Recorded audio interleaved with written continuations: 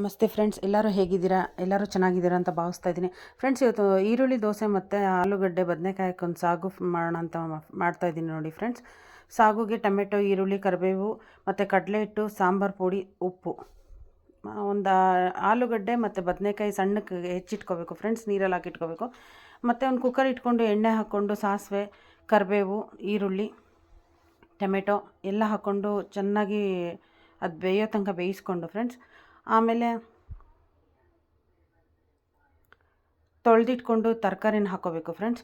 ಹಾಕ್ಕೊಂಡು ಚೆನ್ನಾಗಿ ಸ್ವಲ್ಪ ಒಂದು ಒಳ್ಳೆ ಮಿಕ್ಸ್ ಕೊಟ್ಟಾದಮೇಲೆ ಖಾರದ ಪುಡಿ ಅಂದರೆ ಸಾಂಬಾರು ಪುಡಿ ಫ್ರೆಂಡ್ಸ್, ಆಮೇಲೆ ರುಚಿಗೆ ತಕ್ಕಷ್ಟು ಉಪ್ಪು ಅಷ್ಟು ಹಾಕ್ಕೊಂಡು ಚೆನ್ನಾಗಿ ಮಿಕ್ಸ್ ಮಾಡ್ತಾ ಇರಬೇಕು ಫ್ರೆಂಡ್ಸ್.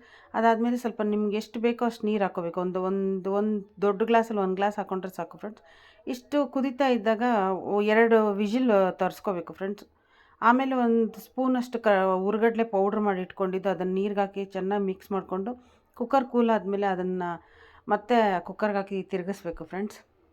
ಆಮೇಲೆ ಸ್ವಲ್ಪ ಕೊತ್ತಂಬರಿ ಹಾಕ್ಕೊಂಡು ಖಾರ ಉಪ್ಪು ಎಲ್ಲ ಅಡ್ಜಸ್ಟ್ ಮಾಡ್ಕೊಂಡು ನೋಡಬೇಕು ಫ್ರೆಂಡ್ಸ್.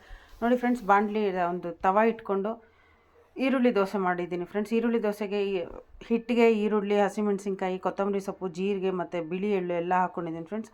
ಹಾಕ್ಕೊಂಡು ತೆಳ್ಳಗೆ ಹರಡ್ಕೋಬೇಕು ಫ್ರೆಂಡ್ಸ್. ಇಷ್ಟೆಲ್ಲ ಹಾಕ್ಕೊಂಡು ತುಪ್ಪ ಆದರೂ ಹಾಕ್ಕೋಬೋದು, ಎಣ್ಣೆ ಆದರೂ ಹಾಕ್ಕೋಬೋದು ಫ್ರೆಂಡ್ಸ್. ಹಾಕ್ಕೊಂಡು 2 ಕಡೆನೂ ಹೊಂಬಣ್ಣ ಬರೋ ತನಕ ಬೇಯಿಸ್ಕೊಂಡು ಆಮೇಲೆ ನೋಡಿ ಫ್ರೆಂಡ್ಸ್, ರೆಡಿ ಆಯಿತು. ಬನ್ನಿ.